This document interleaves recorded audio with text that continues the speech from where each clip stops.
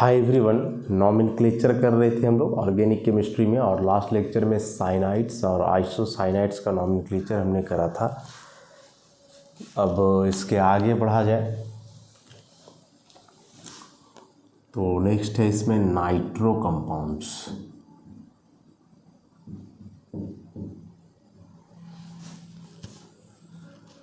Nitro compounds के लिए जो फंक्शनल ग्रुप है N डबल बॉन्ड O, इधर एक कोऑर्डिनेट बॉन्ड O, या इसी को दूसरे तरीके से ऐसे दिखाया जा सकता है N double bond O single bond O minus और यहाँ प्लस। जनरल रिप्रेजेंटेशन लिखने के लिए RNO2। कॉमन नेम वगैरह होता नहीं है नाइट्रो कंपाउंड्स का, तो डायरेक्ट हम लोग IUPAC नेम लिखते हैं इसमें। और जनरल मॉलिक्यूलर फार्मूला वगैरह तो सेम ही रहेगा, CnH2n+1 NO2, जहाँ n का वैल्यू 1 से शुरू होगा। IUPAC नाम लिखने का पैटर्न इसमें है यही, नाइट्रो अल्केन।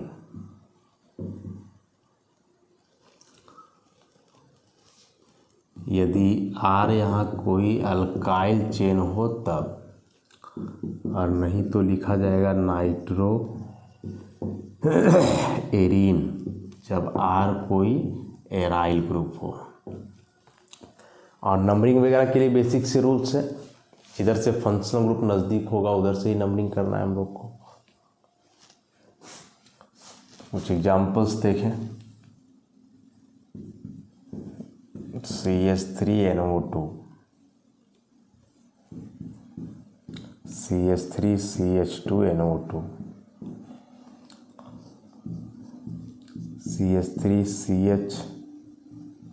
CH3CH2NO2।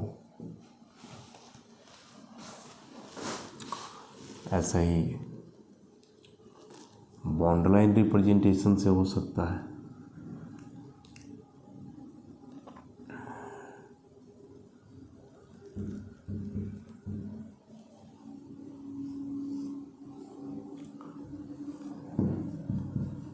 NO2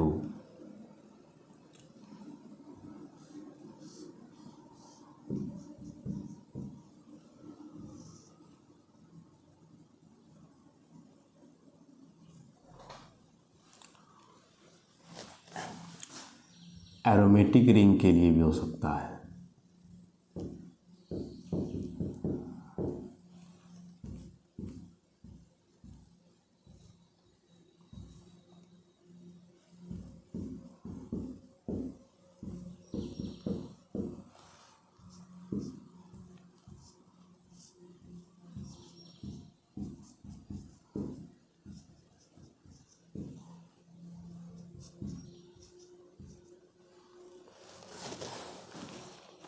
ऐसे कॉमन नेम लिखना नहीं है, केवल IUPAC नेम।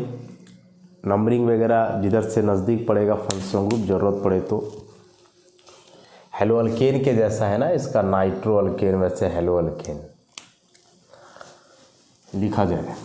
NO2 का नाइट्रो और एक कार्बन है मीथेन, तो नाम क्या हो जाएगा, नाइट्रोमीथेन। वैसे नाइट्रो 2 कार्बन है इथेन, तो ये हो जाएगा नाइट्रोइथेन। अब इसमें ब्रांच आ गया है तो लॉन्गेस्ट चेन देखना होगा, नंबरिंग करना होगा। तो लॉन्गेस्ट चेन तो यही हुआ ना, 3 कार्बन का। नंबरिंग यहाँ से हो जाएगा 1 2 3, ये ब्रांच है पूरा। तो ये ब्रांच है मिथाइल का M और ये नाइट्रो का N, पहले M आता है जैसे हेलोजन में था वैसे लिखना है। तो ये हो जाएगा 2 मिथाइल 1 नाइट्रो प्रोपेन। भले ही NO2 यहाँ फंक्शनल ग्रुप है, लेकिन नाम इसका सब्स्टिट्यूएंट के जैसा लिखाएगा। कभी भी इसका नाम सफिक्स के रूप में नहीं होगा, हमेशा प्रीफिक्स सब्स्टिट्यूएंट के नाम रूप में ही इसका नाम लिखाएगा। वैसे इसको देखो, यहाँ से नंबरिंग हो जाएगा 1 2 3 4, 3 पे एक मिथाइल है तो क्या हो जाएगा भाई 3 मिथाइल 1 नाइट्रो और 4 कार्बन का ब्यूटेन। वैसे इसमें 1 2 3 4 या फिर 1 2 3 4 ऐसे ही होगा, तो यहाँ से नंबरिंग कर दो 1 2 3 4 सब्स्टिट्यूएंट है तो क्या नाम हो जाएगा इसका। 2 पर है मिथाइल और 2 पे ही है नाइट्रो, तो 2 मिथाइल 2 नाइट्रो और 4 कार्बन का ब्यूटेन। यहाँ 1 2 3 4 लेकिन ऊपर भी गया ना 1 2 3 4 5 6 ऐसे करके जाना होगा, तो इधर से नंबरिंग होगा 1 2 3 पे आएगा नज़दीक, तो 1 2 3 4 5 6, तो नाम इसका क्या हो जाना है 5,5 डाइमिथाइल। उसके बाद 3 नाइट्रो और 6 कार्बन का हेक्सेन।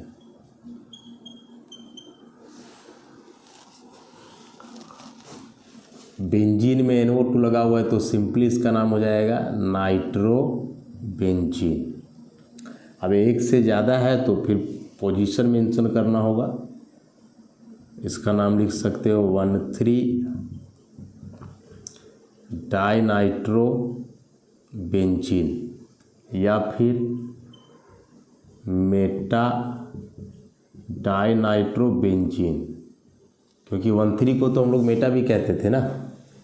अब इसमें नंबरिंग कर दो 1 2 3 4 5 और 6 से कोई मतलब ही नहीं है, तो NO2 कहाँ का है भाई 1 पे है 3 पे है 5 पे है, टोटल 3 है ट्राई नाइट्रो, और ये बेंजीन का हो गया बेंजीन 1,3,5 ट्राई नाइट्रो बेंजीन, ऐसे करके नाम लिखना है।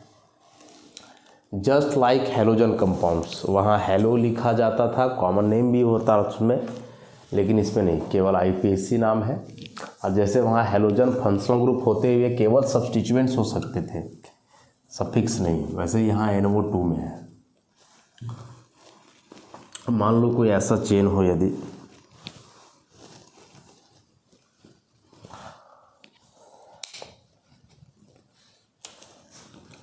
कुछ इस प्रकार का चेन हो,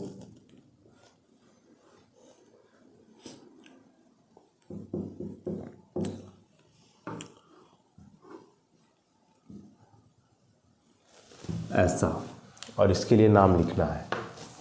तो लॉन्गेस्ट चेन का रूल से चलोगे तो ये कार्बन नंबर 1 हुआ, 1 2 3 4 5 6 7, या 1 2 3 4 5 6 7 वाला होना चाहिए। लेकिन बोलोगे कि यदि हम इसे 7 मानते हैं तो फिर NO2 तो आएगा ही नहीं फंक्शनल ग्रुप उसमें।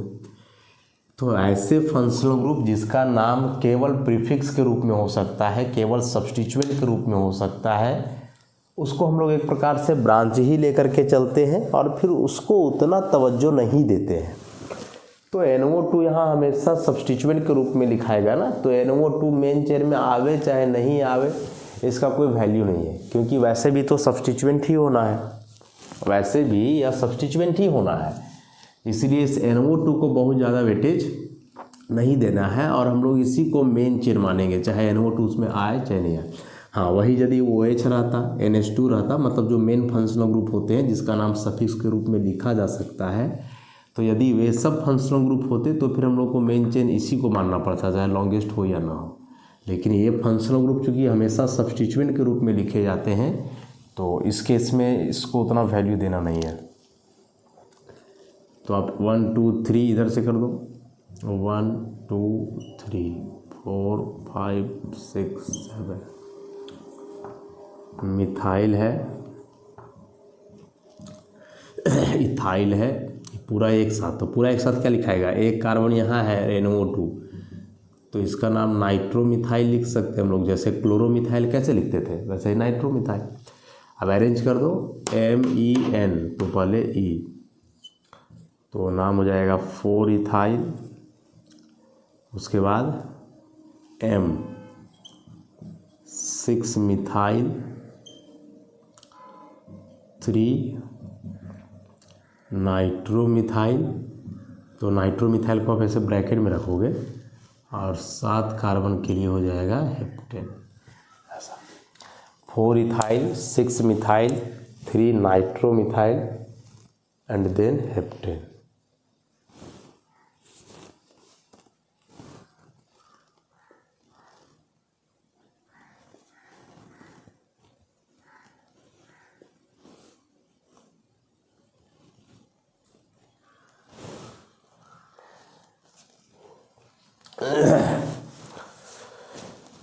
तो ये हुए नाइट्रो कंपाउंड्स, बहुत ज़्यादा इसमें नहीं है, बस इतने कंपाउंड्स को रिवाइज करते रहोगे तो हो जाएगा।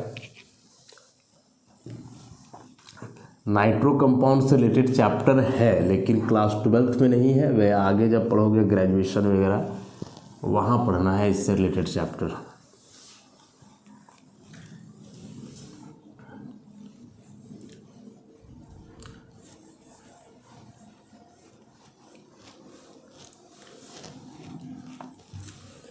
नाइट्रो कंपाउंड्स के बाद अब नेक्स्ट इसमें आता है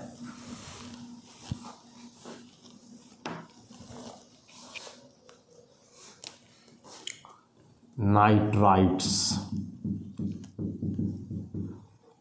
याद रहे कि इसके पहले जो हमने पढ़ा वह था नाइट्राइल्स, ऐसा ही एक चीज़ पढ़े थे नाइट्राइल्स, उसको हम लोग कहते थे CN जिसमें होता था, CN वाले को कहते थे नाइट्राइल्स, और यहाँ है नाइट्राइट्स, बस T और L का अंतर है।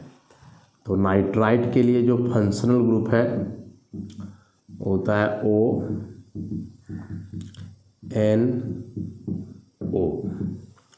जनरल रिप्रेजेंटेशन में शॉर्ट में ONO लिखा जाता है इसे, और कॉमन IPSC के लिए सब वही चीज़ है, अल्काइल नाइट्राइट के रूप में लिखा जाता है, अल्काइल नाइट्राइट, चूँकि नाइट्रो का ही यह दूसरा फॉर्म है। जैसे हमने नाइट्राइल और आइसोनाइट्राइल पढ़ा था ना, उसी प्रकार से यहाँ ही नाइट्राइट है और नाइट्रो है और नाइट्राइट है, तो इसमें बस अल्काइल नाइट्राइट के रूप में नाम लिखा जाता है, इसके लिए अलग से कुछ नहीं है। जैसे CH3ONO, तो सिंपली इसका नाम हो जाएगा मिथाइल नाइट्राइट,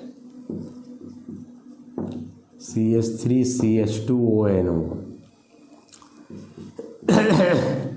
इथाइल नाइट्राइट।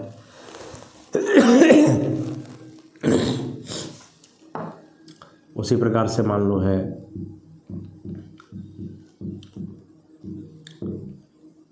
ऐसा, तो आइसोब्यूटाइल नाइट्राइट, फिर ऐसा हो, ऐसा हो, तो इसका नाम हो जाएगा टर्शियरी पेंटाइल नाइट्राइट। वैसे ही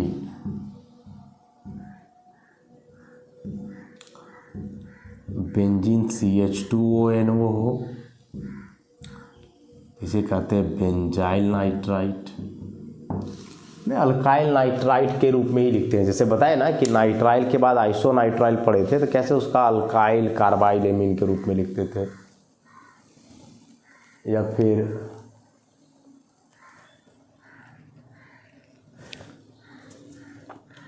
तो उसी प्रकार से यहाँ जो है केवल एक नाम लिखते हैं अल्काइल के रूप में बस, और इसमें कोई नाम हम लोग अलग से नहीं लिखते हैं। और बहुत कॉमन ये कंपाउंड्स है नहीं, इसलिए बहुत ज़्यादा एग्जाम्पल्स भी पॉसिबल नहीं है, कहीं कहीं चैप्टर्स में आते हैं, तो उसी के हिसाब से सबका नाम केवल याद रखना है। अब नाइट्राइट्स एक इसमें नाइट्रोसो भी होता है, एक जो है इसमें और नाइट्रोसो भी होता है।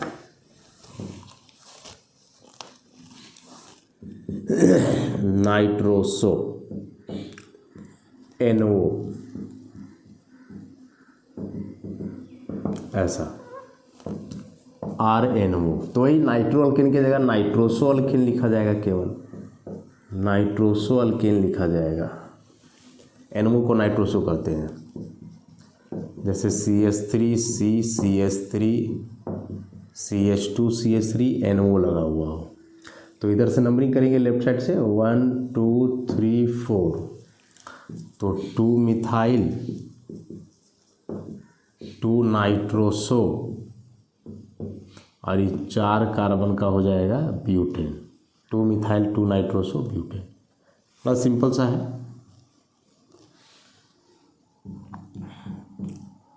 NO इधर कहीं इथाइल मिथाइल टाइप का लगा हुआ हो, और क्या। नंबरिंग इधर से 1 2 3 4 5 6, 2 कार्बन के लिए इथाइल, 1 कार्बन है मिथाइल, अरेंज कर दो नाइट्रोसो, तो 4 इथाइल 3 मिथाइल 2 नाइट्रोसो और 6 कार्बन का हो जाएगा हेक्सेन। बेंजीन में भी हो सकता है NO, तो ये कहलाएगा नाइट्रोसो बेंजीन। हालांकि ये नाइट्रोसो वाले कंपाउंड बहुत ज़्यादा स्टेबल नहीं होते हैं, नाइट्रोसो वाले कंपाउंड जो है बहुत ज़्यादा स्टेबल नहीं होते हैं, और उसका सिंपल सा वजह है कि ये ऑक्सीडाइज कर जाते हैं नाइट्रो में। नाइट्रोसो बदल जाता है किसमें, नाइट्रो में, मतलब एक ऑक्सीजन और जुड़ जाएगा तो NO बदल जाएगा NO2 में, और NO बदल गया NO2 में, मतलब कि नाइट्रोसो बदल गया नाइट्रो में, ऐसा। अब इसके अलावा बहुत ही सिंपल से फंक्शनल ग्रुप्स हैं, जैसे साइनेट, आइसोसाइनेट, थायोसाइनेट, आइसोथायोसाइनेट, तो सब में बस एक एग्जाम्पल है, साइनेट CNO,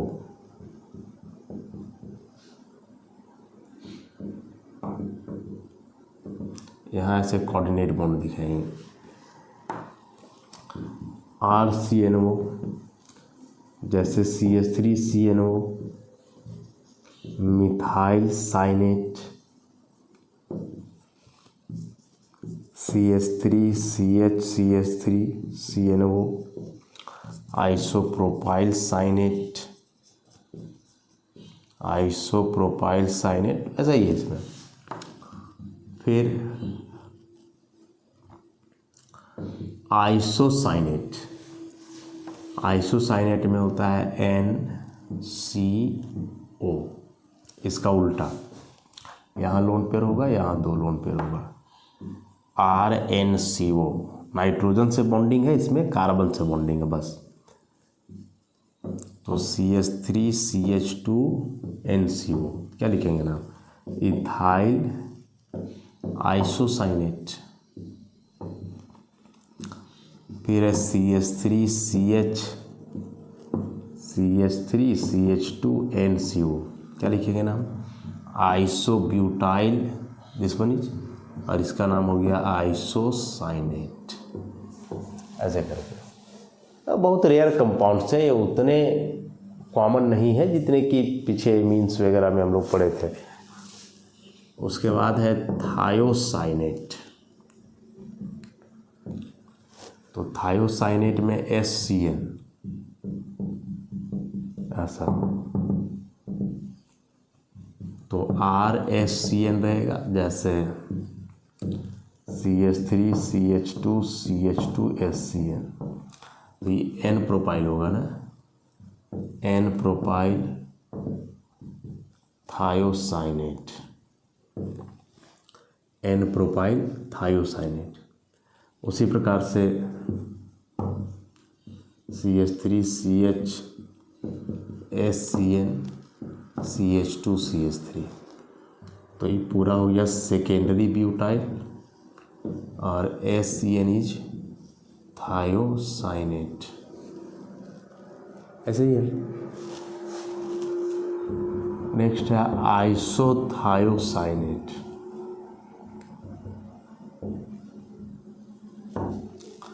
NCS, RNCS। तो जैसे CH3 CH2 NCS, ethyl isothiocyanate.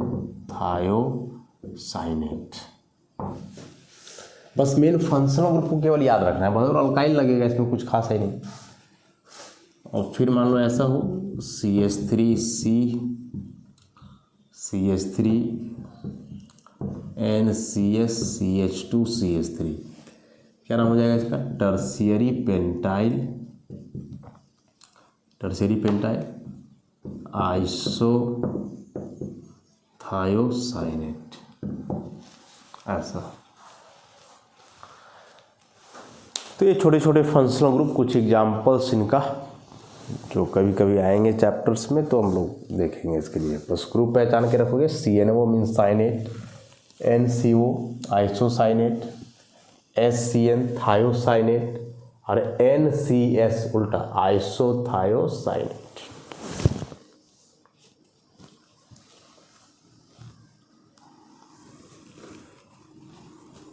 Next इसमें है sulphonic acid.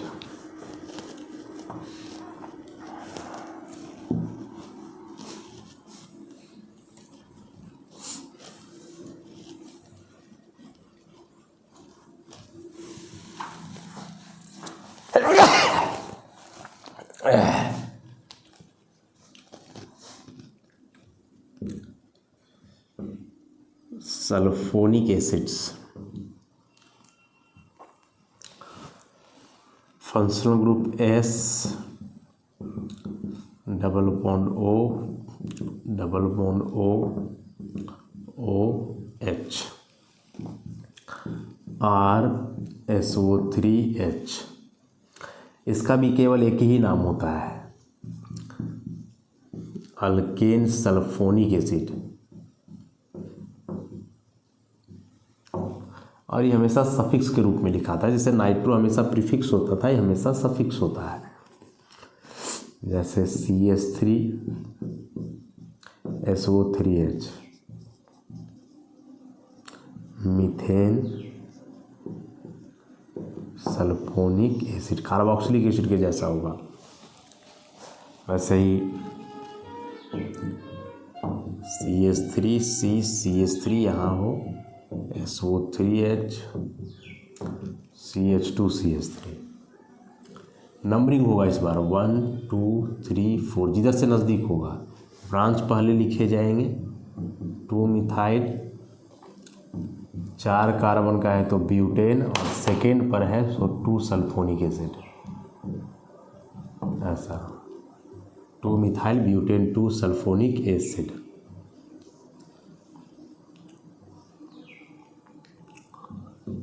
SO3H,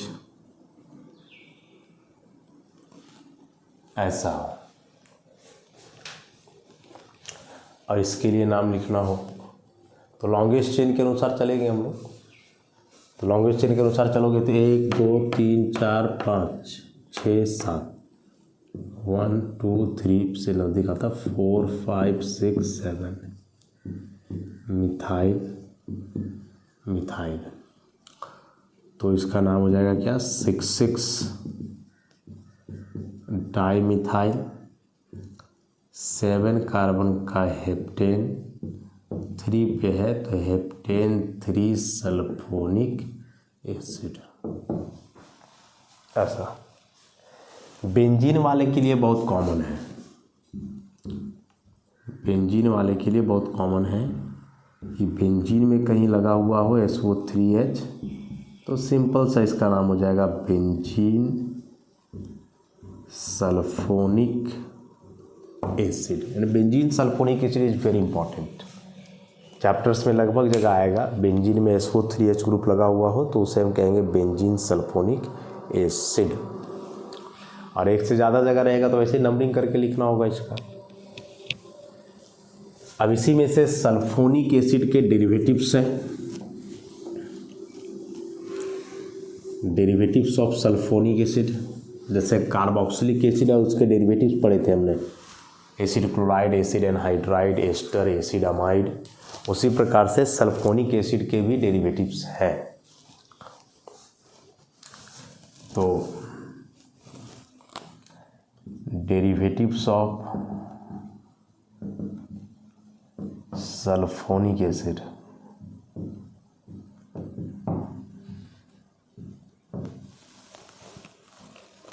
sulphonic acid के डेरिवेटिव्स, और ये सभी एरोमेटिक कंपाउंड के लिए ज़्यादा कॉमन है, जैसे सल्फोनाइल क्लोराइड, ऐसा ये OH की जगह Cl आ जाएगा, तो बेंजीन SO2Cl, तो नाम हो जाएगा इसके लिए बेंजीन सल्फोनाइल क्लोराइड। उसके बाद है सल्फोनेट, जैसे वहाँ एस्टर था ना, ये एस्टर है उसके लिए, ये एसिड क्लोराइड है, पता ही चल रहा है वो एस्टर है, ऐसा। फिर कुछ रहेगा, जैसे मान लो बेंजीन हुआ, S डबल बॉन्ड O और यहाँ लगा हुआ हो C2H5। कैसे होता था एस्टर का नॉमेनक्लेचर कि O के बाद जो ग्रुप है वो पहले लिखा जाता था, तो O के बाद यहाँ C2H5 है, मतलब इथाइल, तो पहले इथाइल। अब इसका नाम बेंजीन सल्फोनेट, सल्फोनेट, तो नाम हो गया इथाइल बेंजीन सल्फोनेट। वैसे ही सल्फोनामाइड, जैसे एसिड अमाइड था ना, वैसे ही करके S double bond O NH2, तो benzene S double bond O NH2, नाम हो जाएगा बेंजीन सल्फोनामाइड, बेंजीन सल्फोनामाइड। अब यहाँ N से सब्स्टिट्यूएंट भी रहेगा, तो जैसे लिखते थे वैसे ही लिखोगे, मान के चलो ऐसा रहा NCH3C2H5, ऐसे तो लिखेंगे नाम इसका N इथाइल N मिथाइल, और उसके बाद benzene sulphonamide, N ethyl N methyl benzene sulphonamide.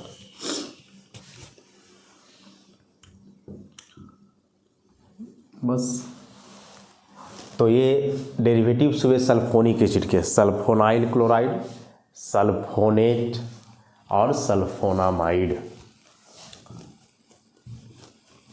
दो इसमें और हैं जो डेरिवेटिव्स नहीं है लेकिन सल्फर कंटेनिंग कंपाउंड्स ही हैं।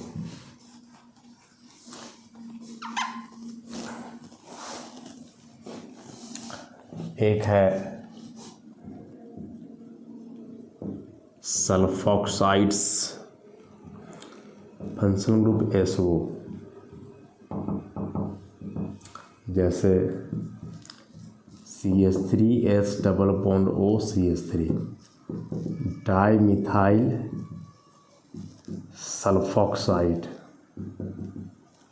दोनों तरफ मिथाइल है इसलिए डाई, कीटोन के जैसा समझ लो, ये दोनों तरफ मिथाइल है तो डाई मिथाइल, और ये पूरा वहाँ C डबल बॉन्ड O होता था, यहाँ S डबल बॉन्ड O है। C double bond O carbonyl कहलाता था, S डबल बॉन्ड O क्या कहलाएगा, सल्फॉक्साइड कहलाएगा।